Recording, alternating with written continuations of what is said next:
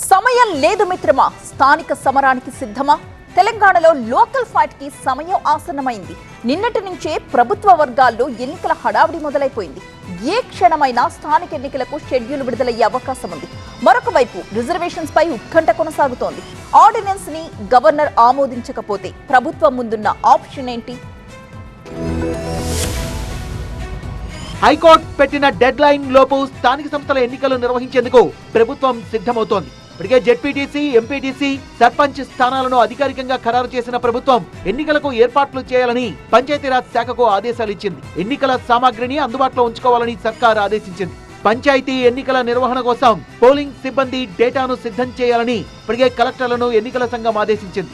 జిల్లా, revenue, division, మండలం, పంచాయతీలు, వార్డుల వారీగా పూర్తి వివరాలు అందుబాటులో ఉండాలని కలెక్టర్లను ఆదేశించింది ఈసీ.